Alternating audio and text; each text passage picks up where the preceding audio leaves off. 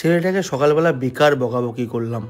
ও কাকে ভালোবাসে একবার দেখে তারপর বললে ভালো হতো। দেখ বাবা কিন্তু খুব রাগারাগি করবে, তোরা আমার সাথেই থাকিস ভাই। আরে ভাই তুই টেনশন করিস না, আমরা তো তোদের সাথেই আছি। আরে যখন বিয়েটা দিয়েই ফেলেছি তাহলে ভয় পাচ্ছিস কেন? আমরা তোর পিছনেই আছি, তুই চল। বাবা, ও বাবা, বলছি শোনো না, বাবা একটু রাগী, প্লিজ একটু ম্যানেজ করে নিও।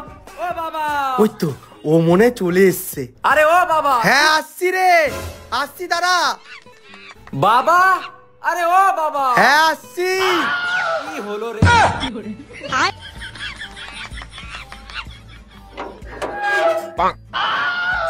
হ্যাঁ, তুমি বলছিলে না যে আমি জীবনে কিছু করতে পারবো না?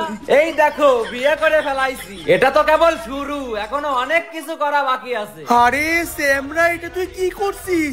কারে বিয়ে করে নিয়ে আইছিস? ঠিকই তো আছে, তুমি এত অবাক হচ্ছ কেন?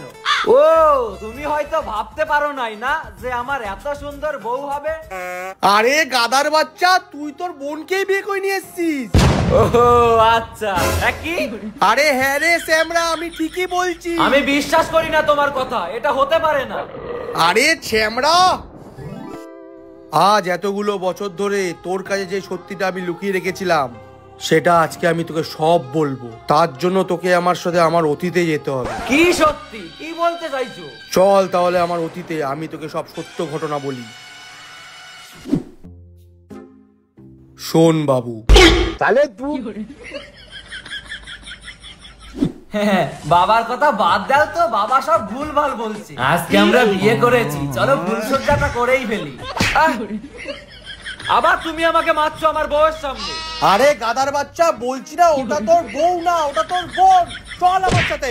সে আমি যাচ্ছি, কিন্তু তুমি যেটাই বোঝাবে সেটা যেন সিনেমা না হয়, টেলারে বোঝাবে। বুঝতেই তো পারছো এখন গরম রক্ত আমার। রেখা অপেক্ষা করো, আমি ফিরে আসবোই। যা ঘরে গিয়ে কাহিনীটা দেখ। তুমি যাবা না? আরে গাদার বাচ্চা, একটা মানুষ কটা ক্যারেক্টার করবে? আমি যদি ওখানে যাই তাহলে ওখানে ক্যারেক্টারটা কে করবে? যা গিয়ে দেখ। যাই, কাহিনীটা দেখেই আসি তাহলে। আমি আগে যদি বুঝতে পারতাম তোমাকে বিয়ে করে আমাকে এত দুর্ভোগ সহ্য করতে হবে, তাহলে কোনোদিনও আমি তোমাকে বাড়ির আমাকে বিয়ে করতাম না। হ্যাঁ হ্যাঁ, তোমাকে বিয়ে করে তো আমার জীবন পুরো ফুলে ফেপে উঠেছে।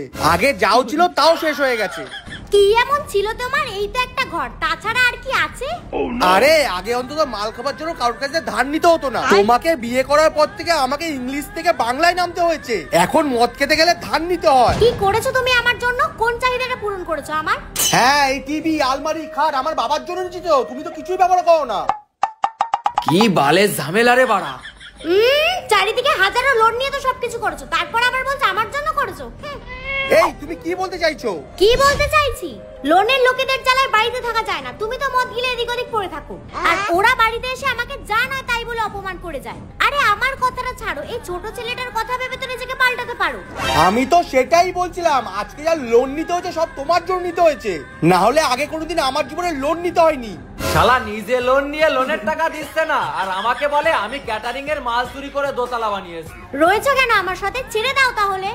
দূর ব্যাংক থাকবোই না ঘরে, রোজ এক এক প্যাচ। হ্যাঁ হ্যাঁ চলে যাও, খাবার সময় আসবে না, মুড়ো ঝাঁটা দেবো তখন। আমি লোকের বাড়ি খেচে মরবার, ও খালি গিলবে। জীবনে কোনোদিন বিয়ে না করলেই ভালো থাকতাম হয়তো।